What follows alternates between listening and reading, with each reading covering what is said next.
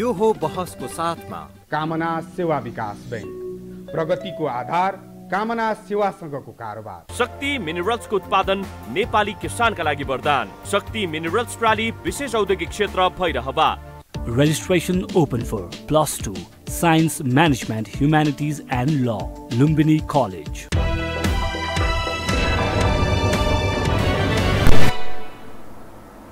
नमस्कार, यो बहसमा म यहाँहरूलाई हार्दिक स्वागत गर्दछु। जीवराम भण्डारी।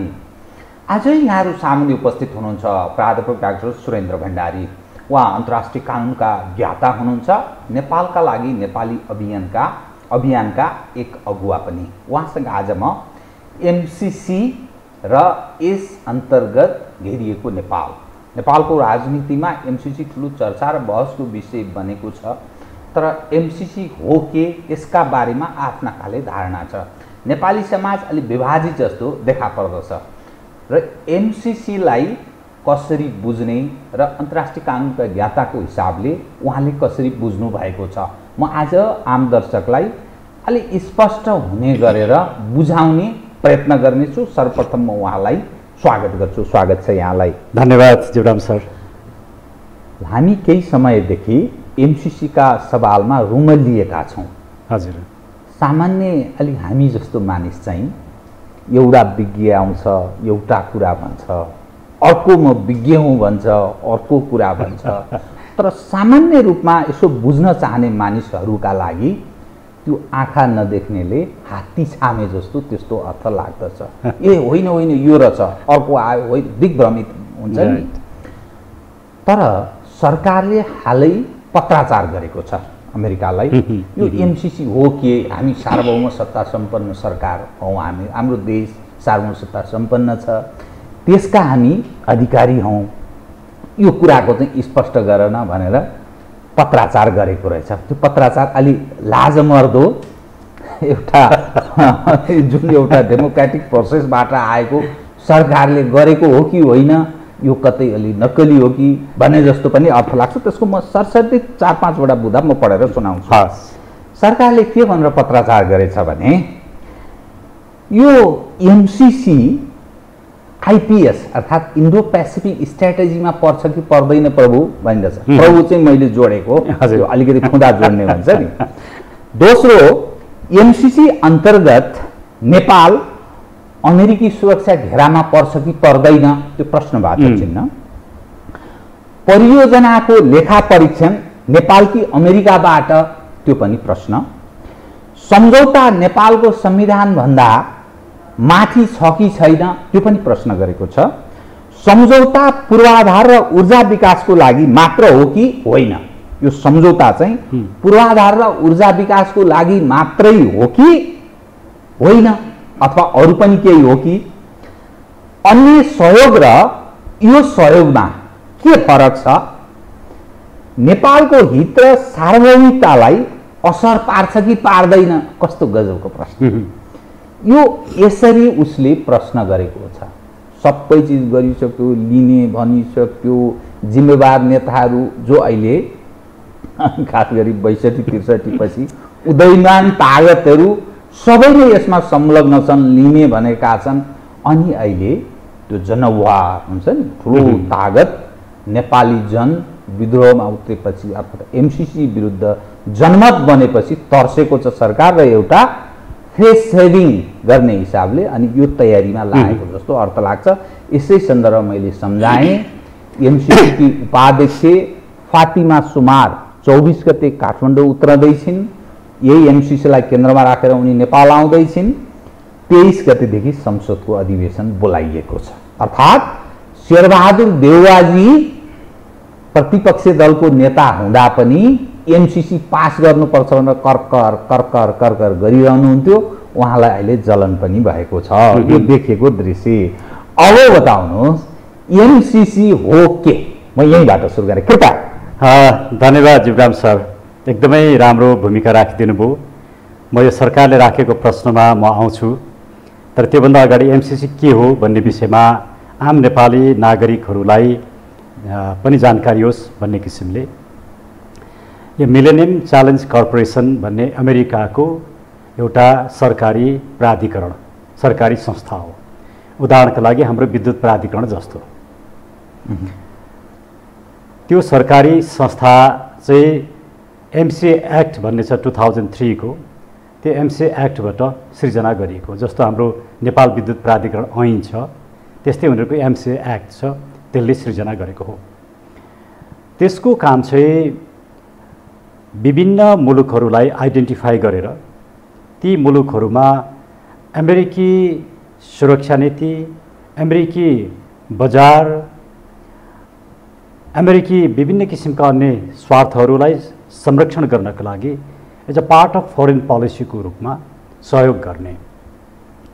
उनीहरूसँग अमेरिकन कन्टेक्समा भन्दा धेरै ठुलो बजेट छैन, $5 बिलियन उनीहरूको वार्षिक बजेट छ र $5 बिलियन र उनीहरूले विभिन्न देशहरूलाई त्यसबाट सहयोग गर्छन्। यो एउटा ग्रान्ट हो, अर्थात् ऋण होइन, अनुदान, ब्याज तिर्नु पर्दैन, अनुदानको रूपमा दिएको पैसा हो, त्यो फिर्ता गर्नु पर्दैन। यो यसको जुन अनुदानको पक्ष छ, ग्रान्टको पक्ष छ, त्यो हदसम्म यो राम्रो छ ग्रान्टको रूपमा। तर यसभित्रका जुन उद्देश्यहरू छन्, यसभित्र लुकेका थुप्रै पक्षहरू छन्, ती पक्षहरू चाहिँ घातक छन्। अब नेपालको सन्दर्भमा एमसिसी के हो भन्दाखेरि अहिलेसम्म लगभग ग्लोबल्ली 40वटा देशमा एमसिसी परियोजना लागू भएको छ। 48वटा देशमा चाहिँ नेगोसिएसन भइरहेको छ, विभिन्न देश गरेर 48वटा देशमा लागू भएको छ, 38वटा 39वटा देशमा लागू भएको छ। अब नेपालको सन्दर्भमा चाहिँ एमसिसी नुवाकोटको रातमाटेबाट बुटोल हुँदै इन्डियासम्म जोड्ने विद्युत प्रसारण लाइन निर्माण गर्ने परियोजना हो र त्यो विद्युत प्रसारण लाइन 400 केबी को विद्युत प्रसारण लाइन हुन्छ। झन्डै 240 किलोमिटर, 329 किलोमिटर जस्तो लाग्छ मलाई, त्यो त्यति लामो छ। र त्यो विद्युत प्रसारण लाइन सँगसँगै नेपाल सरकारले त्यसको बाटोको निर्माण मर्मत गर्नुपर्छ। यसको टोटल बजेट अमेरिकन सरकारले दिने $500 मिलियन, नेपाल सरकारले राख्ने $130 मिलियन, अर्थात् 26% नेपाल सरकारले राख्छ। र $500 मिलियन को अर्को सन्दर्भ के छ भने नेपाल सरकारले राख्ने 130 मिलियन सँगसँगै ती सामानहरू ल्याउँदाखेरि लैजाँदाखेरि कुनै पनि ट्याक्स नेपाल सरकारले लगाउँदैन र त्यो ट्याक्सलाई पनि जोड्ने भने नेपाल सरकारको लगानी चाहिँ ठुलो छ। तर इन्क्लुडिङ ट्याक्स नेपाल सरकारको लगानी कति हुन्छ भन्ने कुरा सार्वजनिक गरिएको छैन। त्यसले समग्रतामा एमसिसी भनेको चाहिँ अमेरिकन प्रोजेक्ट हो। अमेरिकन एउटा संस्था, सरकारी संस्थाले त्यसको वार्षिक बजेट $5 बिलियन भित्रबाट विभिन्न राष्ट्रहरूलाई दिन्छ र नेपालले पाएको प्याकेज $500 मिलियन को ठुलो प्याकेज हो। अरू धेरै देशहरूमा $500 मिलियन को प्याकेज दिएको छैन, त्योभन्दा सानो छ। मलाई लाग्छ एक दुईवटा नेपाललाई चाहिँ अझ बढी हो। एउटा देशमा मात्रै 600 मिलियन भयो जस्तो लाग्छ मलाई, कुनै एउटा अफ्रिकन कन्ट्रीमा। एमसिसी समग्रतामा यो हो। अब जहाँसम्म एमसिसी को सन्दर्भ छ, नेपाललाई यसले कति असर गर्छ, फाइदा के छ, बेफाइदा के छ भन्ने सवालभन्दा पहिला म सरकारले राखेका यी 8-10वटा प्रश्नको रूपमा आउँछु। यो कस्तो लाग्छ भने स्कुलमा पढ्ने विद्यार्थीले आफ्नो शिक्षकलाई आफूले पाठ्य पुस्तक नबुझेपछि गरिने प्रश्न जस्तो देखिन्छ, एउटा न्यारेटिभ। तर सरकार कस्तो हो भने जसले यो एमसिसी सम्झौता नेगोसिएट गर्यो, जसले सम्झौता गर्यो, सम्झौतामा हस्ताक्षर गरेको छ र एमसिसी का 12-13वटा सम्झौता गरेको छ, सबै कुरा प्रकाशन पनि गरेको छैन। अब यी प्रश्न राखिसके पछाडि यसबाट के देखिन्छ भने सरकारले जति पनि एमसिसीसँग सम्बन्धित सम्झौताहरूमा हस्ताक्षर गर्यो, पढ्दै नपढिकन, बुझ्दै नबुझिकन, जान्दै नजानिकन हस्ताक्षर गरेको रहेछ भन्ने कुरा यी प्रश्नहरूले देखाउँछन्। उदाहरणका लागि एमसिसी सम्झौता चाहिँ नेपालको कानुन संविधानभन्दा माथि हुन्छ कि हुँदैन भनेर जुन प्रश्न गरियो, त्यो प्रश्न भनेको के हो भने यसको टेक्स्ट नै नपढिएको हो। अडिट कसले गर्छ, यो टेक्स्ट नै नपढिकन गरिएको प्रश्न हो। यो परियोजना केसँग सम्बन्धित छ, पढ्दै नपढिकन गरिएको प्रश्न। यी सबै 10 वटा जुन प्रश्न छन् पढ्दै नपढिकन गरिएको प्रश्न हो। त्यसले के देखाउँछ भने नेसनल प्राइडलाई नै बिर्सेर, सरकारको भूमिकालाई नै बिर्सेर, सरकारको गम्भीर्यता र उत्तरदायित्वलाई नै बिर्सेर एउटा लाचारीपूर्ण तरिकाले राखिएका प्रश्नहरू हुन्। यो यतिखेर प्रश्न किन राखेको हुन सक्छ विश्लेषण? यसको पछाडिको एउटा प्रष्ट रणनीति छ। त्यो पत्राचार गरे जुन भर्खरैको पत्राचार हो यो एकदमै स्मार्ट मुभ हो। स्मार्ट मुभ किन यसमानेमा कोही जस्तै किनकि उहाँहरूले के भनिरहनु भएको छ भने हामी एमसिसी सम्झौतालाई परिमार्जन गरेर पास गर्छौँ भनिरहनु भएको छ। त्यो माधवजीहरू प्रचण्डजीहरूको कता कता लवज सुनिन्छ। प्रचण्डजी धेरै खोल्नुहुन्न, त्यहाँ देव गुरुङ र लीलामणि पोखरेल भोकल्ली एमसिसी खिलाफमा आएको देखिन्छ। सरी, त्योदेखि बाहेकका त्यहाँका सिनियर नेता कोही बोल्दैनन् एमसिसी सभामा। माओवादी केन्द्रको यता झलनाथ खनालजीको नेतृत्वमा रहेको एउटा कमिटीले यो परिमार्जन बिना, जसमा भीमरावजीहरू लगायत सबै हुनुहुन्थ्यो, परिमार्जन बिना पास गर्न सकिँदैन अथवा यथास्थितिमै एमसिसी ग्रहण गर्नु हुँदैन है, राष्ट्रका लागि घातक छ भनेर एउटा प्रतिवेदन उहाँहरूले दिनुभएको छ, रिपोर्ट बुझाउनु भएको छ। हो, त्यसैले त्यहाँभित्र सरकारभित्र 2-3 वटा लबी देखिन्छ। शेरबहादुर देउबाजीको लबी र काङ्ग्रेसको लबी खास गरिकन र काङ्ग्रेसका बुद्धिजीवीहरू यसमा कमा र फुल स्टप नै परिवर्तन गर्न हुँदैन, यो एकदमै राम्रो छ, मुलुकको हितमा छ, हामीले सिधै पाएको पैसा हो लिनुपर्छ भन्ने उहाँहरूको लबी छ। प्रचण्डजीहरूको लबी र माधवजीहरूको लबी केही परिमार्जन गरेर पास गर्नुपर्छ भन्ने छ। तर उहाँहरूको परिमार्जनको मेथोडोलोजी चाहिँ के छ भने संसदमा सङ्कल्प प्रस्ताव राख्ने र यो 10 वटा प्रश्नको जवाब के आउँछ प्रष्टै छ। प्रष्टै छ भनेको यस र नोमा जवाब आउँछ, नेपालको हितमा छ, यस्तो छ उस्तो छ भनेर भनिदिन्छ हैन, आउने जवाफै त्यही हो। त्यो आइसिसी उहाँले चाहिँ हामीले यो प्रश्न सोधेका थियौँ, अमेरिकाबाट यस्तो एमसिसीले यस्तो जवाफ दियो, त्यसैले नेपालको अहितमा रहेन रहेछ भनेर त्यही सङ्कल्प प्रस्ताव लगेर उहाँहरूले पास गर्नुहुन्छ। र उहाँहरूले नेपाली समाज र नागरिकलाई भ्रममा के पार्नुहुन्छ भने सङ्कल्प प्रस्तावले एमसिसी यो प्रोजेक्ट र यसको जुन सम्झौता छ त्यो सम्झौता परिमार्जन भयो भनेर भ्रममा पार्नुहुन्छ। अब म यहीँनिर केही अन्तर्राष्ट्रिय कानुनका कुराहरू र कानुनी कुरामा म आउँछु। म लेस पोलिटिकल कुरा गर्छु आज। लेस पोलिटिकल यसमा अलिकति सकिहालौँ कि हजुर, जस्तो यो सरकारले नै अमेरिकालाई सोधेको प्रश्न छ, यो एमसिसी आइपिएस अन्तर्गत पर्छ कि पर्दैन भन्ने छ। यो इन्टरनेसनल उसमा विभिन्न मानिसहरू अनेक प्रश्न गर्छन्। तपाईँको नजरमा चाहिँ यो आइपिएस अन्तर्गत पर्छ कि पर्दैन? अमेरिकन फरेन पोलिसी भनेकै अमेरिकाको सुरक्षालाई विस्तारित गर्ने फरेन पोलिसी हो। अमेरिकनको फरेन पोलिसी खास गरिकन हामी धेरै विगतमा नजाउँ, युनाइटेड नेसन्स 1945 मा स्थापित भइसके पछाडिको घटनाहरूलाई हेर्ने हो भने ग्लोबल्ली अमेरिकन फरेन पोलिसी चाहिँ असफल भएको फरेन पोलिसी हो। त्यसका पछाडिका 2-3 वटा कारण छन्। एउटा कारण चाहिँ अमेरिकनहरूको सोचाइ अमेरिकन एक्सेप्सनलिजम, अर्थात् हामीले ज्यादै ठुलो उन्नति गऱ्यौँ, प्रगति गऱ्यौँ, आर्थिक रूपमा सम्पन्न भयौँ, बजार भयौँ, टेक्नोलोजी भयो, ठुलो आर्मी छ, हामी जे पनि गर्न सक्छौँ, वी आर एक्सेप्सनल, हामीलाई कसैले कमजोर बनाउनै सक्दैन, हामी सबैलाई तह लगाउँछौँ भन्ने एउटा यो गलत सोच। दोस्रो अमेरिकन पुलिसिङ, अमेरिका चाहिँ दुनियाँको पुलिस हो, उसले सबैलाई सुरक्षा दिनुपर्छ, सबैको विकासको ठेक्का लिनुपर्छ र उसले भने बमोजिम मात्रै दुनियाँ चल्छ भन्ने पुलिसिङको कन्सेप्ट। अब पुलिसिङको कन्सेप्ट गर्दा भर्खरै अमेरिकन राष्ट्रपतिले एउटा राम्रो कुरा गरे। अफगानिस्तानबाट जब अमेरिकन सेना हट्यो, उनीहरूले हटाउन बाध्य भए, उनले के भने अमेरिकाले विदेशमा आफ्ना सेना पठाएर त्यो देशको विकास गर्छु भन्ने जुन रणनीति र फरेन पोलिसी बनाएको थियो त्यो युग अब समाप्त भयो। यो ज्यादै महत्त्वपूर्ण कुरा छ, साँच्चै समाप्त भएको नै ज्यादै प्रशंसनीय कुरा, स्वागतयोग्य कुरा हो। तर सबक सिकेको हो त्यो, सबक त सिक्यो, सबक सिक्यो। दोस्रो पुलिसिङको कुरा। तेस्रो उहाँहरूलाई के लाग्यो भने ग्लोबल टेक्नोलोजीमा हामी पावरफुल छौँ र ग्लोबल टेक्नोलोजीले नै सिङ्गो दुनियाँको माइन्डसेट क्रिएट गर्ने हो।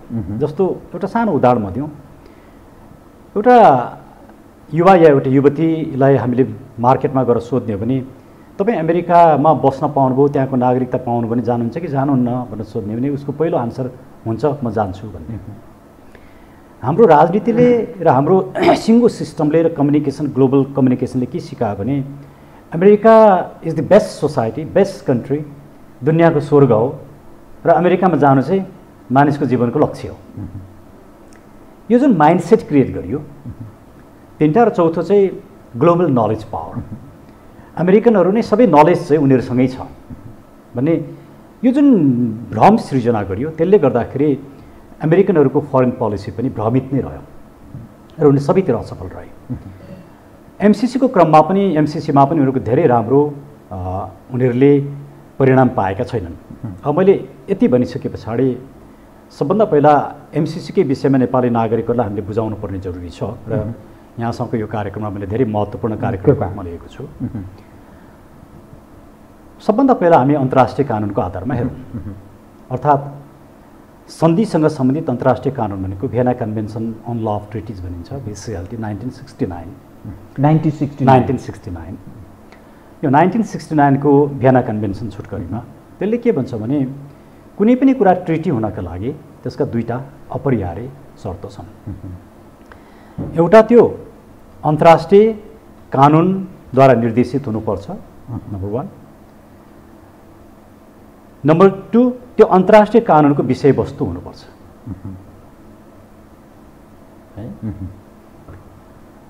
अब मैले यो विषयवस्तु भन्ने शब्द सुन्दाखेरि बहुत सतै लाग्छ, तर सबभन्दा गम्भीर कुरा यही रहेछ। अन्तर्राष्ट्रिय कानुनमा सन्धि सम्झौता गर्नका लागि head of the state, prime minister र फरेन मिनिस्टरलाई अन्तर्राष्ट्रिय कानुनले र नेपालको सन्धि ऐनले पनि उहाँहरूलाई सन्धि सम्झौता गर्ने अधिकार कानुनत प्रदान हुन्छ, अन्तर्राष्ट्रिय कानुनले दिएको छ। त्यो बाहेक सम्बन्धित देशका राजदूतले त्यो देशसँग सम्बन्धित विषयमा सन्धि सम्झौता गर्न पाउँछन्। त्यो बाहेकको अन्य कुनै पनि व्यक्तिले, उपराष्ट्रपति हुन्, अर्थमन्त्री हुन्, जसुकै होस्, उप प्रधानमन्त्री हुन्, जसुकै होस्, उनले चाहिँ फुल पावर लिनुपर्छ। अर्थात् गभर्मेन्टले निर्णय गरेर, नेपालको सन्दर्भमा क्याबिनेटले निर्णय गरेर तपाईलाई यो विषयमा सन्धि सम्झौता गर्ने, नेगोसिएट गर्ने, हस्ताक्षर गर्ने अधिकार दिएको छ भनेर भन्नुपर्छ।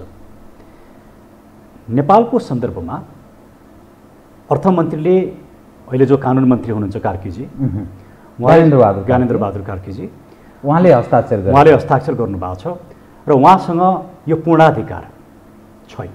त्यस अनुरूप क्याबिनेट डिसिजन भएर उहाँलाई अधिकार दिएको छैन, यसै जानुभयो हस्ताक्षर गर्नुभयो। और सामान्य एउटा एमसिसी प्रोजेक्टसँग नेगोसिएट गर्नुभयो, अर्थ मन्त्रालयले गर्यो, त्यस अन्तर्गत उहाँहरू अर्थ मन्त्रालयको रूपमा जानुभयो।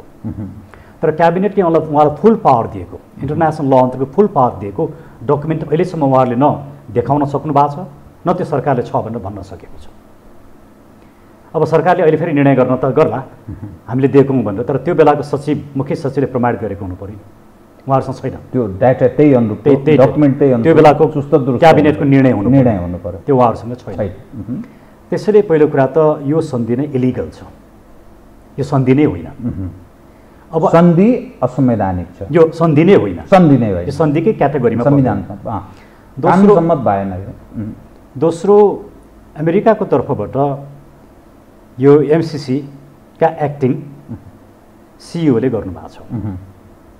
पहिलो कुरो त एमसिसी जुन कर्पोरेसन छ एउटा संस्था हो, सरकारी संस्था हो, हाम्रो विद्युत प्राधिकरण जस्तो। विद्युत प्राधिकरणले कुनै पनि देशसँग सम्झौता गर्न सक्दैन, त्यसरी नै एमसिसीले पनि सम्झौता गर्न सक्दैन। हो, सरकारी संस्था चाहिँ हो, तर सरकारी संस्था हुनुको अर्थ उसले सम्झौता गर्न, इन्टरनेसनल ट्रिटी गर्न सक्दैन। इन्टरनेसनल ट्रिटिजहरू सम्झौताहरू 3 किसिमका हुन्छन्। एउटा मल्टिल्याटरल हुन्छ, जहाँ दुनियाँका धेरै देशहरू सहभागी हुन्छन्, जस्तो उदाहरणका लागि युएन चार्टर। सन्धि अवैधानिक छ, यो सन्धि नै होइन, यो सन्धि नै होइन, वैधानिक र अवैधानिक कुरै भएन, यो सन्धि नै होइन, सन्धि हुनका लागि योग्य नै भएन, सन्धिको क्याटेगोरीमै परेन। भियना कन्भेन्सन अनुसार पनि भएन, नेपालको सन्धि ऐन विषयवस्तुसँग पनि यो सम्बन्धित रहेन, पहिलो कुरा। त्यसैले यो मल्टिल्याटरल ट्रिटी होइन, यो रिजनल ट्रिटी पनि होइन।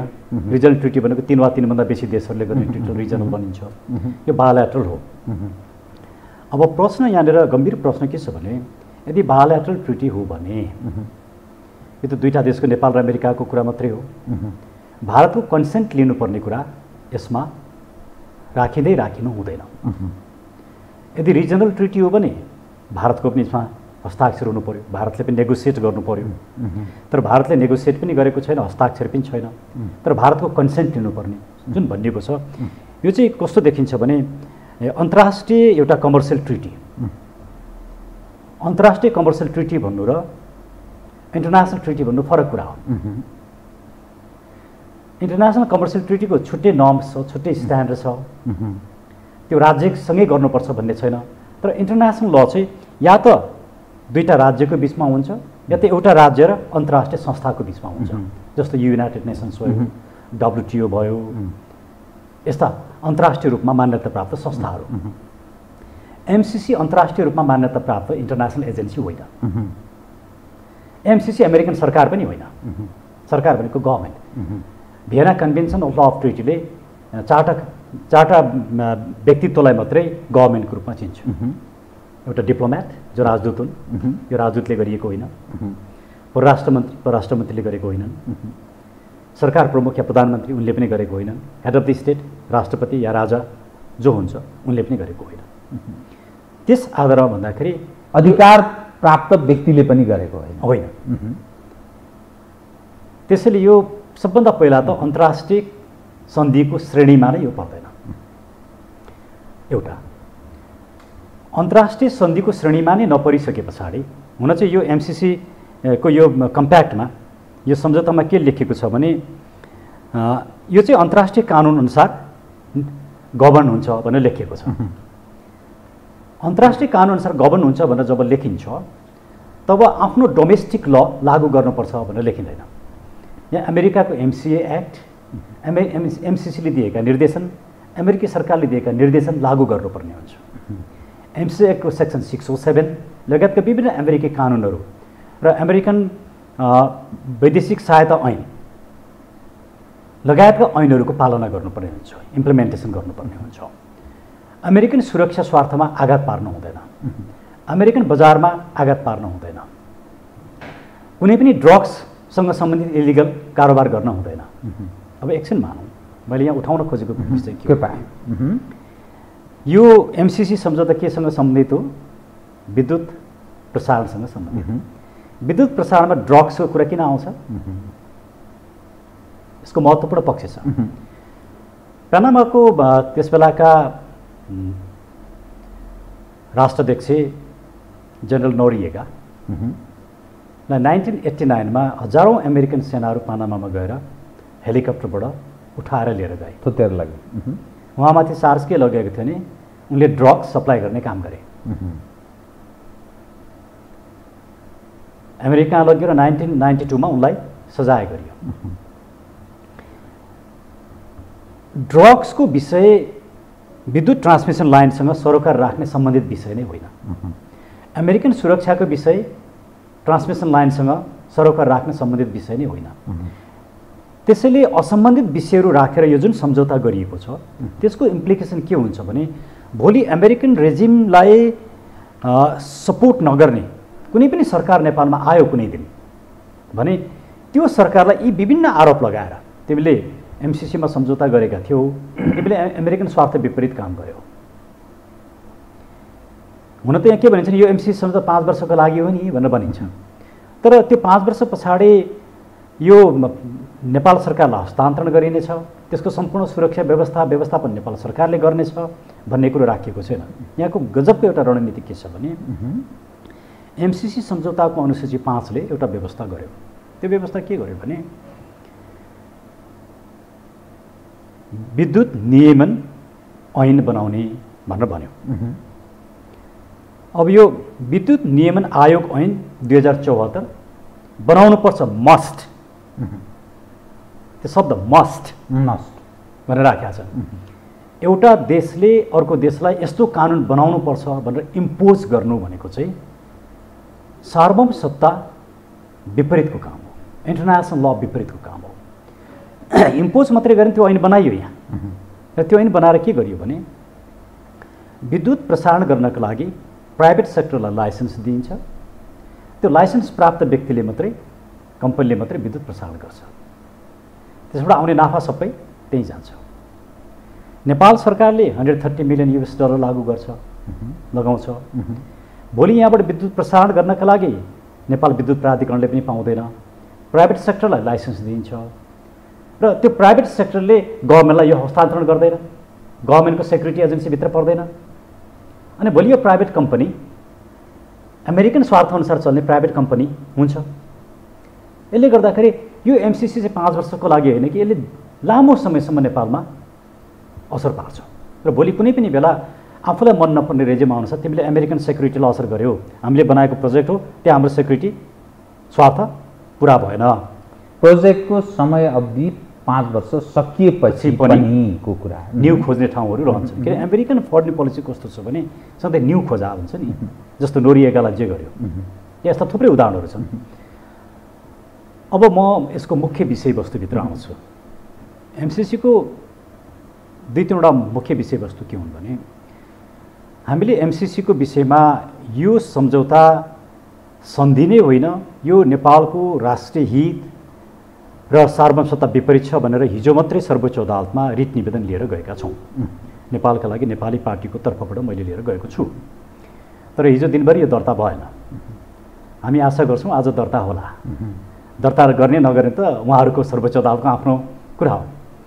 तर सबभन्दा महत्त्वपूर्ण विषय यसमा के छ भने म यहाँलाई एउटा सानो कुरा चाहिँ म पढेर पनि सुनाउँछु। यसको सेक्सन 7(1) यसले डोमेस्टिक रिक्वायरमेन्ट्स भनेर भन्छ।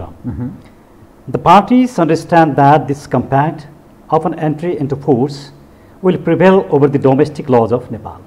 Will prevail over the domestic lodge of Nepal. अब डोमेस्टिक लज भनेको के हो भनेको संविधानदेखि लिएर सरकारले बनाउने सम्पूर्ण नीतिसम्म, संविधान, पार्लियामेन्टले बनाउने स्ट्याच्युट अथवा एक्ट, त्यस सन्दर्भमा बन्ने नियमावली, सरकारले बनाउने आदेश निर्देश सबै डोमेस्टिक लज हुन्। यी सबैमाथि प्रिभेल गर्ने चाहिँ कुन रहेछ? अमेरिकी कानुन प्रिभेल गर्ने एमसिसी एक्ट एमसिसी सम्झौता प्रिभेल गर्छ। अब अघि पनि मैले भने कि यो एमसिसी चाहिँ अन्तर्राष्ट्रिय कानुन अन्तर्गत सन्धिभित्रै पर्दैन, एउटा सामान्य व्यापारिक सम्झौता हो। अब एउटा सामान्य व्यापारिक सम्झौता देशको मूल कानुन विपरीत, मूल कानुनभन्दा पनि महत्त्वपूर्ण हुने गरी जुन प्रावधान राखिएको छ, सरकारले हाम्रो संविधान र कानुनभन्दा एमसिसी माथि हो कि होइन भन्ने जुन प्रश्न सोध्यो नि, यति लज्जास्पद, आफ्नो मुलुकको डिग्निटी प्रति असंवेदनशील सरकार त अरू कुनै हुनै सक्दैन। त्यसैले प्रष्ट रूपमा लेखिएको कुरा पनि के सरकारले नबुझेको हो र? यो के कारणले तपाईँको विचारमा नबुझेर नजानेर यो सबै गतिविधि गरिरहेको छ यो सरकार कि या कुनै त्यस्तो भाग्यमा जस्तो यहाँले भियना कन्भेन्सनको कुरा गर्नुभयो, यो सन्धि अन्तर्गतको यो विषयवस्तु नै होइन त्यो पनि स्पष्ट पार्ने यहाँले प्रयत्न गर्नुभयो।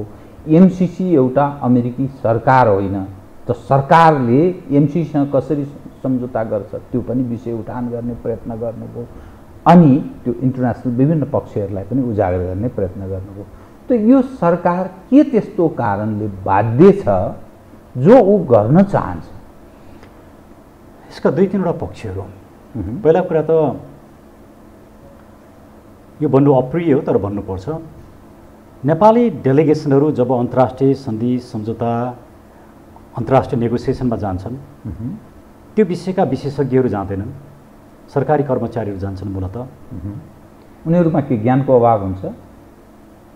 जस्तो भनौँ विद्युतको विषयमा मलाई नेगोसिएसन गर्न पठायो भने के हुन्छ होइन, या टेक्नोलोजीको विषयमा यहाँलाई अध्ययन गर्न पठायो भने के हुन्छ? उहाँहरू विदेशमा जाने र भत्ता आउने मानसिकताबाट जानुहुन्छ। यो एकदमै अप्रिय कुरा हो। भन्दाखेरि उहाँहरूको त्यसमा नेगोसिएसन गर्ने पनि गम्भीरता नै देखिँदैन। नत्र भने मानिसको चयन हुँदैन, ठिक व्यक्ति नै जाँदैन। नत्र भने यस्तो प्रावधान भएको। अब योभन्दा अर्को गम्भीर प्रावधान छ। डेमोक्रेसीमा सबैभन्दा महत्त्वपूर्ण पक्ष के हुन्छ भने नागरिकलाई इम्पावर गर्ने, नागरिकको अधिकार रक्षा गर्ने। त्यसैले अदालतको अधिकारलाई, क्षेत्राधिकारलाई सीमित गरिँदैन, बाइपास गरिँदैन, हटाइँदैन र अदालतलाई अधिकार क्षेत्रविहीन बनाइँदैन। एमसिसी सम्झौताले के गर्यो भने एमसिसी सम्झौता प्रोजेक्ट जहाँ जहाँ लागू हुन्छ त्यसको क्षेत्राधिकारभित्र इभन मान्छेको मृत्यु भएको कुरा, डेथ, इन्जुरी, कुनै पनि घटना, त्यो कुनै पनि विषयमा नेपाली कानुन पनि लागू हुँदैन र अदालतले मुद्दा हेर्न पनि पाउँदैन। अदालतगत कुनै ट्राइब्युनल, कुनै त्यहाँ केसै लाग्दैन। अनि यसरी नेपालको कानुनलाई पनि निस्तेज पार्ने र अदालतको क्षेत्राधिकारलाई पनि निस्तेज पार्ने। अनि अदालतको क्षेत्राधिकार निस्तेज भएर के हुन्छ र भन्ने कुरो होला। अदालतको क्षेत्राधिकार चाहिँ नागरिकको न्याय पाउने ठाउँ हो। नागरिकलाई अन्याय पर्यो भने अदालत जाने ठाउँ हो। त्यहाँ पर्ने मार्का, त्यहाँ पर्ने अन्याय, कसैको ज्यान भयो, कसैको रेप भयो, कसैको त्यहाँ ड्रग्सको कुराहरू आयो, त्यहाँबाट नेचुरल रिसोर्सेस लाने कुराहरू भयो, कानुनको उल्लङ्घन भयो, सेक्युरिटीको कुरा, ती कुनै पनि विषयमा हामीले हेर्न पाउँदैनौँ। प्रश्न उठ्दैन। म यहाँलाई एउटा उदाहरण दिउँ। यस्ता थुप्रै कुराहरू छन्। अलिक पुरानो हो, केशवानन्द भारतीको केस भनिन्छ इन्डियामा।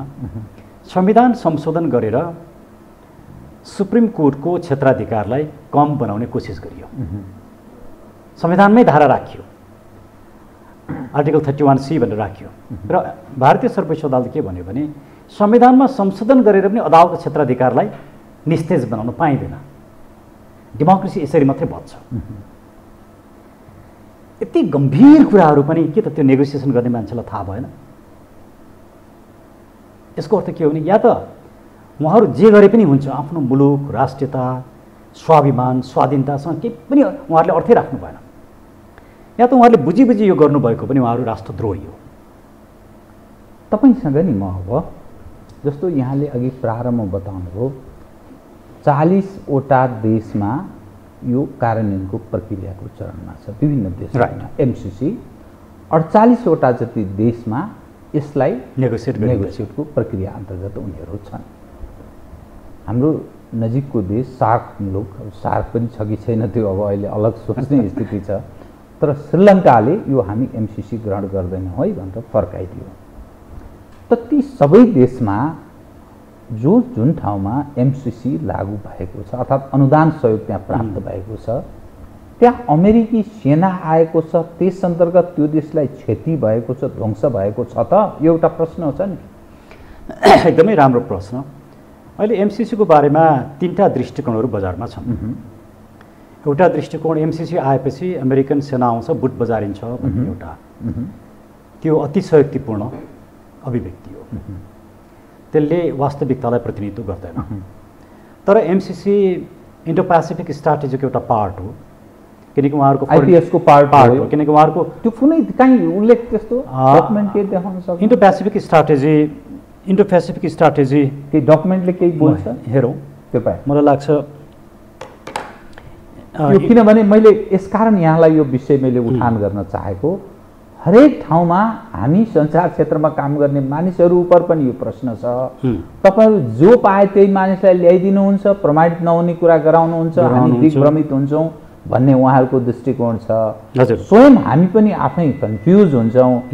तर डकुमेन्ट के बोल्छ र एक्ट यथार्थमा के भएको छ, इन्टरनेसनल त्यो गतिविधिहरू कसरी भएको छ भन्ने विषय पनि जोडिन्छ। हजुर, यो इन्डो पेसिफिक स्ट्राटेजी भनेर उहाँहरूले रिपोर्ट ल्याउनु भएको छ। यो वास्तवमा उहाँहरूको सैनिक रिपोर्ट हो। यसका थुप्रै पक्ष छन्, म धेरै जान्न। अहिले पेज 16बाट मात्रै म कुरा गर्छु। पेज 16 यसले अमेरिकन फरेन पोलिसीका केही कुरालाई गाइडलाइन्स गरेको छ। अमेरिकन सहयोगलाई के कुरामा आधारित हुनुपर्छ भनेर गाइड गरेको छ। यसले 4टा कुरा अगाडि राखेको छ। एउटा, डिफेन्ड दि होमल्यान्ड, अमेरिकालाई सुरक्षित बनाउने। जुन पैसा दिइन्छ त्यो किन दिइन्छ? अमेरिकालाई सुरक्षित बनाउन दिइन्छ। एक, remain the preeminent military power in the world, दुनियाँमा आफ्नो मिलिट्री पावर छ त्यसलाई, त्यो वर्चस्वलाई सबैभन्दा माथिल्लो स्तरमा कायम गर्ने। तेस्रो, ensure the balances of power in key regions remain in our favour, र जहाँ जहाँ लगानी गरिन्छ त्यो ठाउँमा चाहिँ त्यो पावर चाहिँ आफ्नो पक्षमा ल्याउने कोसिस गर्ने। र चौथो, advance and international order that is most conducive to our security and prosperity, र अमेरिकाको सुरक्षा र समृद्धिको लागि सहायता गर्ने किसिमले उनीहरूले फरेन पोलिसी बनाउने र सहयोग गर्ने। यतिले प्रष्ट हुँदैन र, तर योसँग डकुमेन्ट हेर्दाखेरि धेरै कुराहरू देखिन्छ। त्यसैले यो इन्डो पेसिफिक स्ट्राटेजीको पार्ट भएको कारणले गर्दाखेरि अहिले सेना आउने चाहिँ होइन, तर कुनै पनि दिन आफ्नो अमेरिकन सरकारको इन्ट्रेस्ट पुरा नगर्ने सरकार आउन साथ उसले अभियोग लगाउँछ, तिमीले मेरो सुरक्षा विपरीत काम गर्यो। र नोरिएगालाई जे गर्यो उसले त्यही गर्न सक्छ। अफगानिस्तानमा जे गर्यो, अफगानिस्तानमा त अमेरिकाले सेक्युरिटी काउन्सिलको निर्णय विपरीत काम गरेको छ। एउटा आक्षेप छ, त्यो बजारको आक्षेप हो। हजुर, के भनिँदैछ भने यो पनि एउटा प्रश्नको रूपमा छ। हरेक ठाउँमा गइन्छ, भेटिन्छ, बोलिन्छ, सुनिन्छ। एमसीसीका खिलाफमा जनमत सिर्जना गर्नका लागि चिनियाहरूले ठुलो लगानी गरेका छन्। बीआरआई अनुकूल बनाउन, चिनियाहरूका लागि अनुकूल बनाउन नेपालको राजनीतिमा चिनियाहरू, शान्त कूटनीतिमा विश्वास गर्ने चिनियाहरू अलि खुलेर आउन थाले र त्यो एन्टी अमेरिकन एक्टिभिटिज नेपालभित्रै गर्न थाले। दलमा पनि त्यो चिज उनीहरू धेरै सफल भएका छन्। बुद्धिजीवीहरू, नेपाली बुद्धिजीवी बेजिङ नगएका कम होला, बुद्धिजीवी ठानिने व्यक्तिहरू यसरी भनिन्छ। त्यसकारण चीनको कारण यो एमसीसीलाई बदनाम गराउने काम भएको छ भन्ने एउटा दृष्टिकोण। दोस्रो, भारत स्वयं पनि नजानिदो पाराले जो हाम्रो पकडभित्र छ, पन्जाभित्र छ, खल्तीभित्र छ, यो अमेरिका किन टाढादेखि यहाँ नजर लगाइरहेको छ। त्यसकारण उनका अनुकूलका खल्तीका मान्छे, दूतावासका मान्छे, विभिन्न यहाँ त अब खोजी हुँदैन, हाम्रो देशका विङहरू त्यस्तै छन्।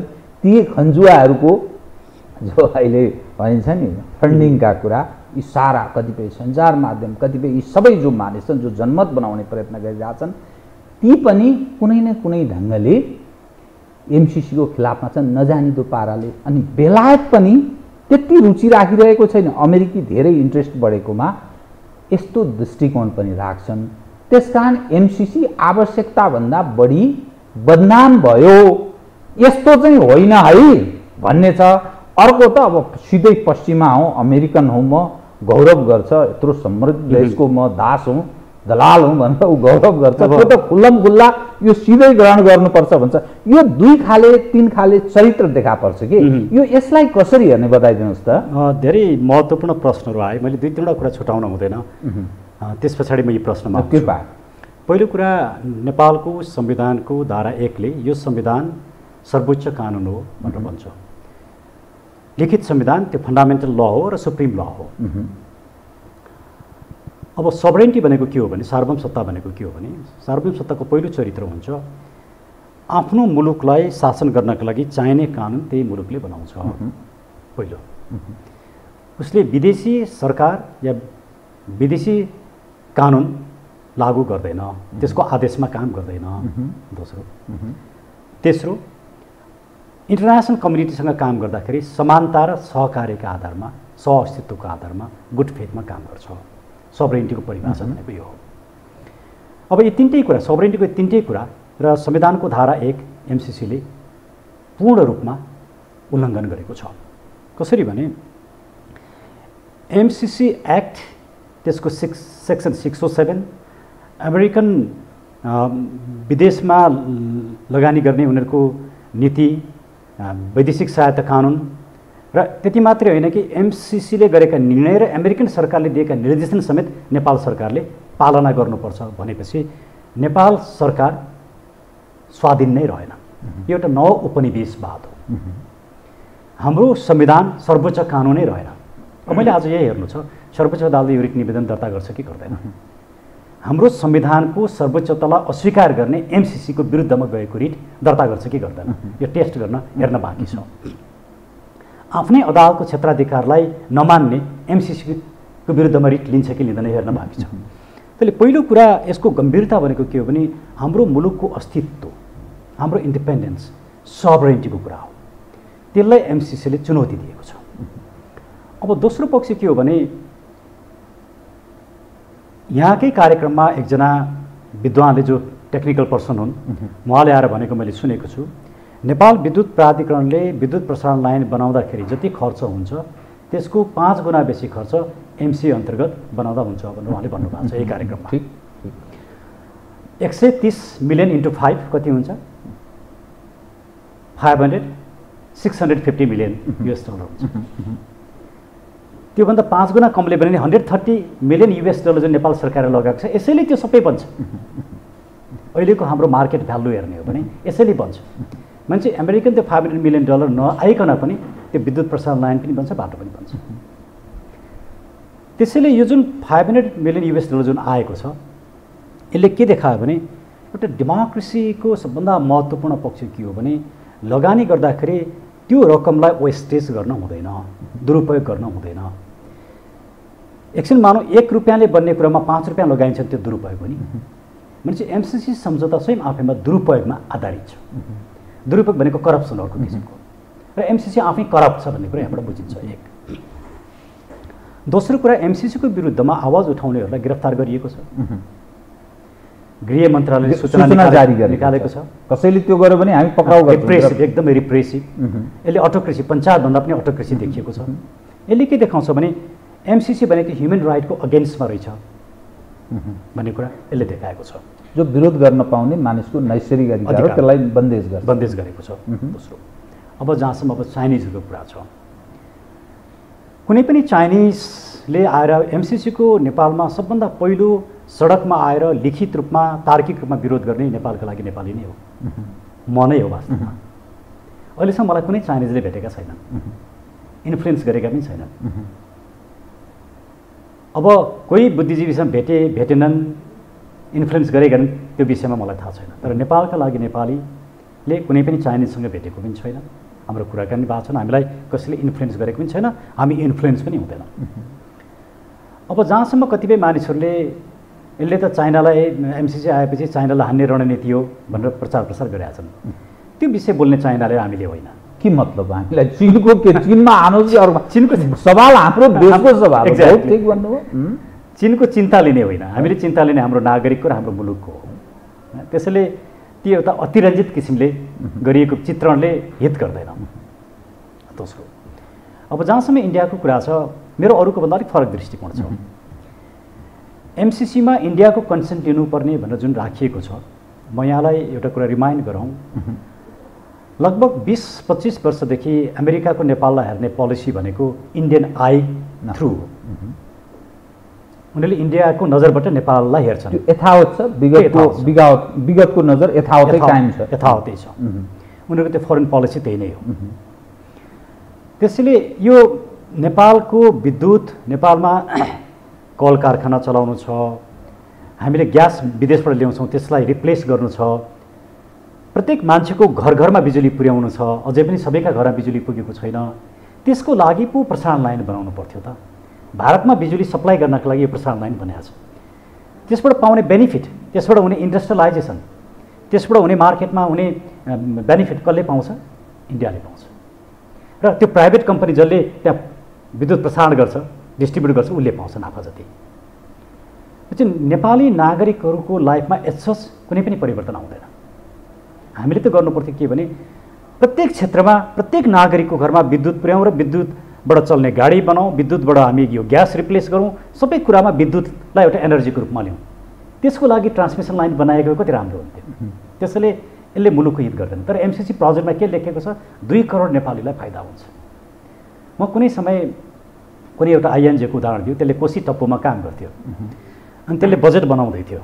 र बजेट कसरी बनाएछ भने त्यो लोकल पार्टनरको कन्ट्रिब्युसन भनेर त्यहाँ गाई बस्तुको जुन गोबर हुन्छ त्यसले पनि कोशी टप्पूमा चाहिँ घाँस उम्रिन मद्दत गरेको छ र जीवजन्तुको संरक्षण भएको छ भने त्यो गोबरको पनि मूल्य राखेर बजेट बनाएछ क्या। एक्ज्याक्टली त्यस्तै हो। त्यसले यो कन्टेक्स्ट हामीले मुलुकलाई हामीले हेरेनौँ, मुलुकको राष्ट्रियता, स्वाभिमान, विकासलाई हेरेनौँ। आज बिहान मात्रै मलाई एकजना महिलाले मेरो फेसबुकमा कमेन्ट गर्नुभएको थियो, डाक्टर भण्डारी तपाईँको विकास सम्बन्धी योजना के? हामीले एमसिसीको पैसा नलिएर विकास हुन्छ मुलुक भनेर भन्नुभएको थियो। उहाँले त्यो आलोचना गर्ने जुन प्रष्टता राख्नुभयो, आई रियली थ्याङ्क्स सर। तर हामीले विकास के हो नै बुझेनौँ। विकासका 2टा पक्षहरू, एउटा इकोनोमिक ग्रोथको पक्ष छ, अर्को ह्युमन रिसोर्सेस डेभलपमेन्टको, त्यहाँ शिक्षा, स्वास्थ्य र ह्युमन राइट्सको कुरा छ। मैले अघि पनि भने ह्युमन राइट्सको अगेन्स्टमा एमसिसी छ। एमसिसी करप्सनमा आधारित छ मैले त्यो कुरा भने। अहिले नेपालको प्रब्लम के हो? शिक्षा, स्वास्थ्य। शिक्षा गुणस्तरीय भएन, आम नागरिकहरू, गरिबहरूले क्वालिटीको शिक्षा पाएन, गरिबका छोराछोरीले, र उनीहरू पछाडि नै परे। यो कुरालाई एड्रेस गर्न त्यो $500 मिलियन आएको भए हुन्थ्यो नि। अहिले स्वास्थ्य, कोभिडको बेलामा पनि आउने भ्याक्सिनमा कमिसनको खेल खेलाएको छ। र म शेरबहादुरजीलाई भन्न चाहन्छु, ओलीजीको पालामा भ्याक्सिनमा भएको जुन कमिसन छ उहाँले विरोध गर्नुभयो र यसमा म सत्तामा आएपछि कारबाही गर्छु, छानबिन गर्छु भन्नु उहाँले बोल्नुभएको छ मिडियामा। उहाँ सत्तामा आएको पनि धेरै समय भइसक्यो, किन कारबाही गर्नुभएको छैन, किन छानबाही भएन? त्यसले अहिले हामीले स्वास्थ्यको क्षेत्रमा लगानी गर्नु पर्थ्यो, त्यो पनि हामीले गरेका छौँ। त्यसैले हाम्रो यो प्रायोरिटीको एजेन्डा हो ट्रान्समिसन लाइन, तर कहाँ हो?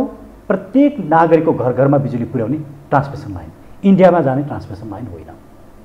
फेरि त्यही 130 मिलियनले नै यो पुरै ट्रान्समिसन लाइन भन्छ, त्यो 500 चाहिँदैन। अब 500 मिलियनको कुरा गर्दा एनसेलको विरुद्धमा मुद्दा गरेर 62 अरब रुपियाँ उठाइदिने त मैले काम गरेँ, तपाईँले नै अझै थुप्रै उठ्नु छ, सरकार लिँदैन, उठाउँदैन।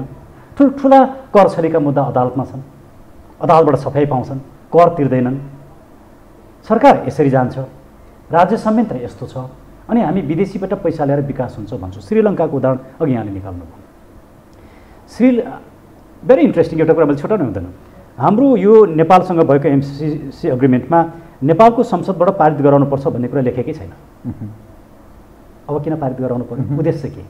श्रीलङ्कामा लेखिएको थियो, श्रीलङ्काको संसदबाट पारित गराउनुपर्छ भनेर लेखिएको थियो, तर श्रीलङ्काले गराएन। श्रीलङ्काले अध्ययन गर्यो, अनुसन्धान गर्यो। हाम्रोमा विद्युत प्रसार लाइनसँग सम्बन्धित थियो भने श्रीलङ्कामा बाटो बनाउने कुरासँग सम्बन्धित थियो, खालि फरक यति मात्रै हो। हाम्रो र श्रीलङ्काको रकम उनीहरूको $490 मिलियन, अलिकति कम, हाम्रो $500 मिलियन। र श्रीलङ्काले अध्ययन गरिसके के पायो भने यो हाम्रो सार्वभौम सत्ता विपरीत छ, हाम्रो राष्ट्रियता विपरीत छ, त्यसले एमसिसीको दूरगामी असर छ, अमेरिकी सुरक्षा संयन्त्रभित्र हामी फस्छौँ, त्यसैले यसलाई हामी गर्दैनौँ भने उनीहरूले खारेजै गर्थ्यो, अमेरिकन यो एमसिसी प्रोजेक्ट फिर्ता भयो। श्रीलङ्का त डुबेन नि, श्रीलङ्का आफ्नो अस्मिता बचायो नि। तर हाम्रा नेताहरू किन यो काम गरिरहेछन् भने हाम्रो मुलुकको राजनीति चाहिँ यो 30-32 वर्षको राजनीति हामीले हेऱ्यौँ भने विदेशीहरूद्वारा सञ्चालित। पहिलो कुरा त यहाँनिर गम्भीर विषय एउटा छ, 1990 पछाडि दुनियाँमा आएको पोलिटिक्ससँग सम्बन्धित आएको विचार के हो भने politics is local, economics is global. त्यो भन्नुको अर्थ पोलिटिकल थट पनि लोकलै हुनुपर्छ। अब हिजोका मार्क्सवाद, विदेशीवाद, विदेशी विचार, विदेशी सिद्धान्तले राजनीति चल्दैन। तर मुलुकको सत्तामा बस्ने यो 32 वर्ष शासन गर्ने हेरौँ त, सबै विदेशी विचार, विदेशीवाद, विदेशी सिद्धान्त, विदेशी निर्देशन, विदेशीसँगको उठबसले सत्तामा पुग्ने यो जुन चक्रव्यूह नेपालमा छ, त्यो चक्रव्यूहको एमसिसीलाई भित्राउन खोज्नुको कारण के हो भने अमेरिकासँग नजिकी बन्नु र आफ्नो सत्ता बचाउने काम गर्ने। त्योभन्दा अरू के पनि होइन। उनीहरूले मुलुक हेरेनन्, नेताहरूले मुलुक हेरेनन्। म त भन्छु उहाँहरू नेता नै होइन, उहाँले राजनीति नै बुझ्नु भएन। राजनीति भनेको तिगडम, चलखेल, कसलाई बिगार्ने, कसलाई फुटाउने, कसलाई जुटाउने, कसरी सत्तामा पुग्ने खेल राजनीति होइन। राजनीति भनेको गुड गभर्नेन्स दिने कुरा हो, रुल अफ ल हो। त्यो कुरामा त उहाँहरू कहिले जाँदै जानु भएन। त्यसैले हामी भन्छौँ यो मुलुकमा राजनीतिको परिभाषा नै बदल्नुपर्ने भएको छ। अहिलेसम्म नेपालको परिवर्तनको सङ्घारतर्फ उन्मुख छ भन्ने तपाईँको आशय हो? यदि यही रूपमा मुलुक गइरहने हो, परिवर्तन भएन भने हामीले मुलुकलाई समाप्तिको सङ्घारमा पुर्याउँछौँ, भर्ज अफ कोल्याप्स। किनभने हाम्रो इकोनोमी डामाडोल छ। भर्खरै आएका श्वेतपत्रलाई हेरौँ, राष्ट्र ब्याङ्कका डेटाहरूलाई हेरौँ, हाम्रो व्यापार घाटालाई हेरौँ, यी सबै कुरालाई हेर्दाखेरि आज 3टा क्राइसिस, एकातिर पोलिटिकल क्राइसिस छ मुलुकमा, अर्कोतिर इकोनोमिक क्राइसिस डिप लेभलमा छ, र अर्कोतिर कल्चरल सोसल क्राइसिस। यी 3टा क्राइसिसलाई म्यानेज गर्न सक्ने क्षमता पोलिटिक्ससँग रहेन। पोलिटिक्सले आफ्नो बाटो गुमायो। म यहाँसँग 3वटा नेपालबाट राज संस्थाको उन्मूलनसँग एउटा आएको डकुमेन्टलाई मैले बेस बनाएर भनिरहेको छु। 39,000 एनजिओ र आइएनजिओजहरू नेपालमा क्रियाशील छन्। राज संस्थाको उन्मूलन पश्चात त्यो दर्ता भएका छन्, तिनीहरू एक्टिभ छन्, के अधिकारका नाममा, के का नाममा। दोस्रो, यो एमसिसी का कारण सत्ता सञ्चालक पक्षहरू बीच अलिक अप्ठ्यारो अवस्था सिर्जना भएको छ। कोही यथास्थितिमा ग्रहण गर्दा बाहुलुक्क नागरिक उठ्छन् कि भोलि अप्ठ्यारो अवस्था हुने हो कि भागाभागको स्थिति विद्रोह हुन्छ कि, त्यसकारण यही रूपमा चाहिँ नगरौँ है, अलिक दुविधाको स्थितिमा पनि छन्।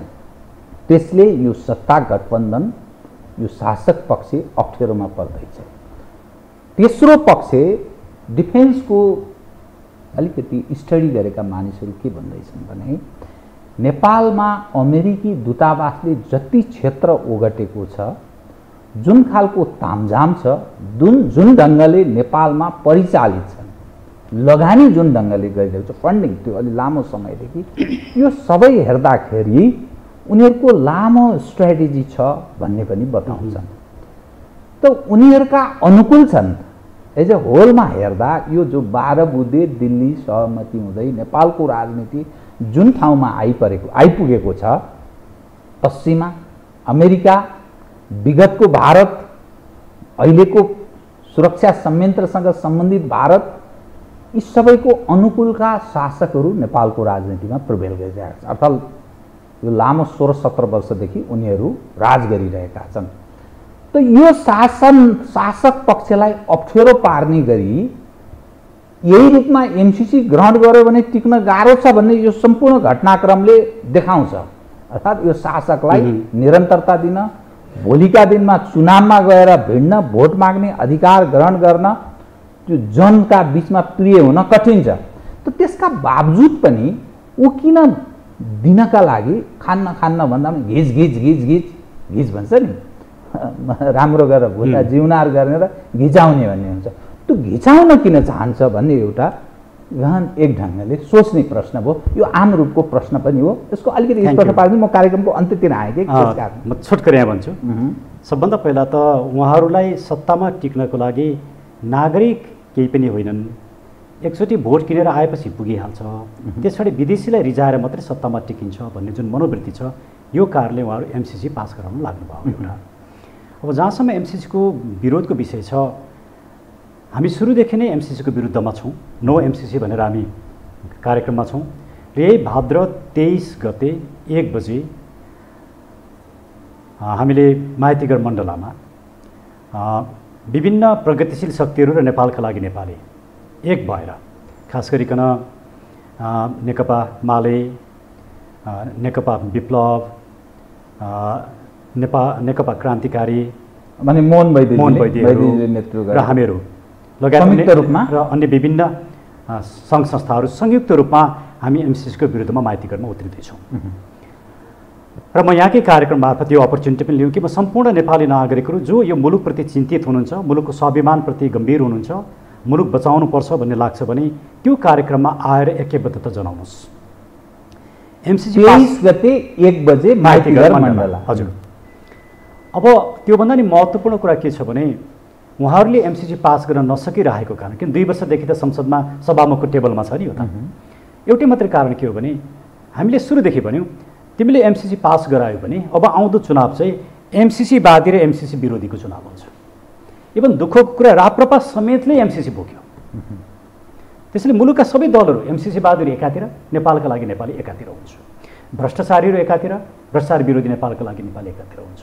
होली वाइनहरू एकातिर, होली वाइन विरोधी नेपालका लागि नेपाली एकातिर हुन्छ। हाम्रो धर्म सभ्यता संस्कृति मास्ने एकातिर, धर्म संस्कृतिको रक्षा गर्ने नेपालका लागि नेपाली एकातिर।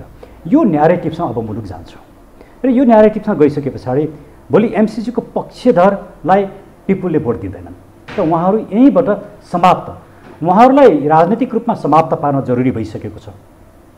उहाँहरूलाई राजनीतिक रूपमा समाप्त, सत्ताबाट नहटाउने, राजनीतिक रूपमा उहाँहरूलाई समाप्त नपार्ने हो भने यो मुलुकै उहाँहरूले समाप्त पार्नुहुन्छ।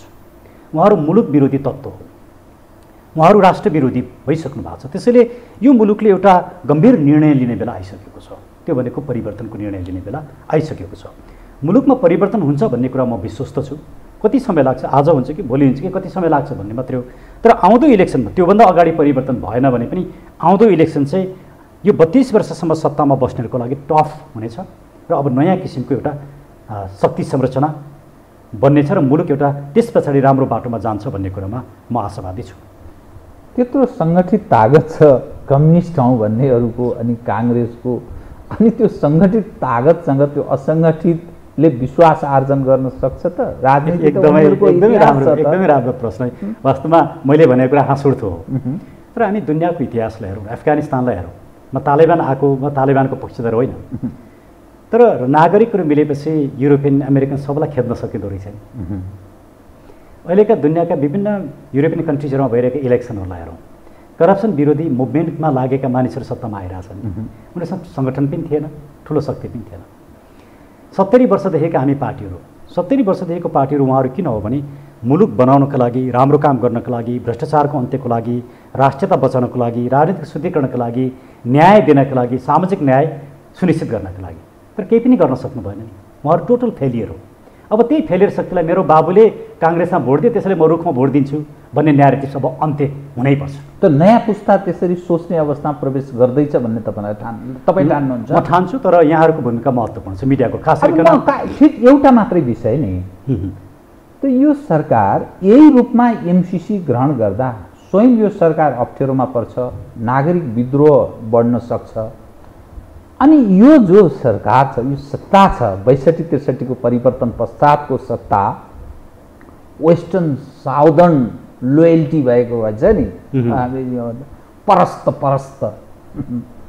पश्चिमा परस्त, दक्षिण परस्त कि दक्षिण परस्त आउने कि पश्चिमा परस्त आउने। नेपाल परस्त त कता हो कता, कहिलेकाहीँ उत्तर परस्तको कुरा हुन्छ। अनि त्यो परस्तलाई कमजोर पार्न अर्थात् त्यो परस्त यो यथास्थितिमा ग्रहण गर्दा ऊ फेस सेभ उसको हुँदैन, भोट माग्ने आधार कमजोर बन्छ। त्यसलाई कमजोर पार्ने काम किन गरिरहेको त? किन उसले बारम्बार फेरि त्यो? मलाई नेपाली नागरिकसँग विश्वासै छैन।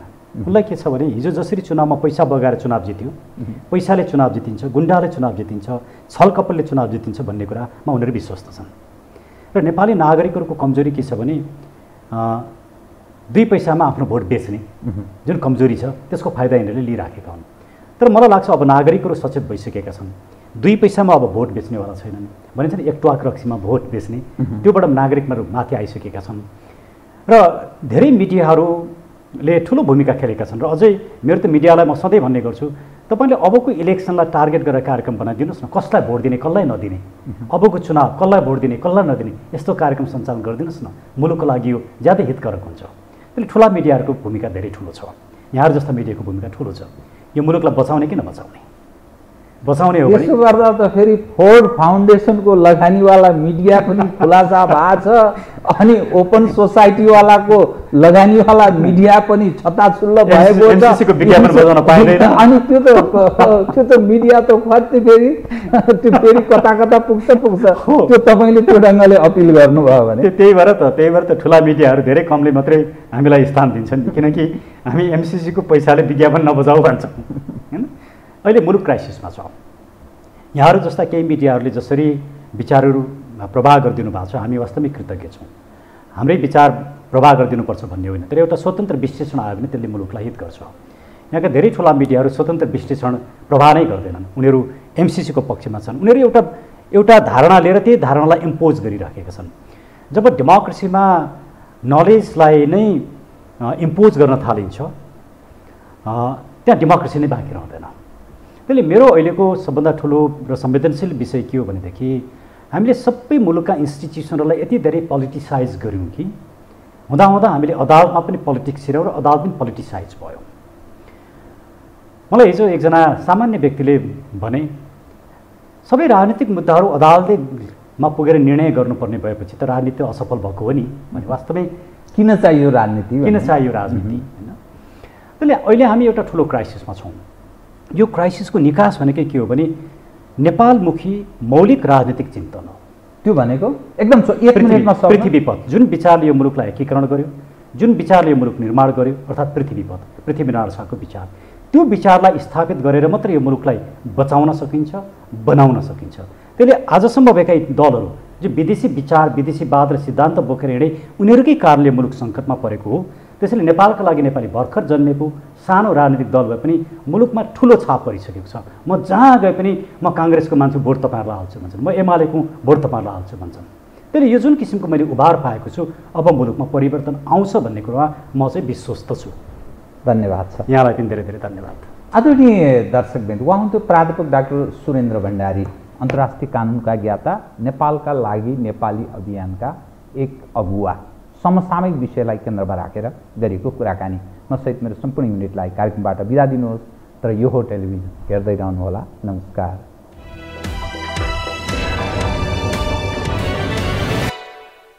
यो हो बहसको साथमा कामना सेवा विकास बैंक, प्रगतिको आधार कामना सेवासँगको कारोबार। शक्ति मिनरल्सको उत्पादन नेपाली किसानका लागि वरदान। शक्ति मिनरल्स प्राली विशेष औद्योगिक क्षेत्र Bhairahawa. Registration open for +2 Science Management, Humanities and Law, Lumbini College.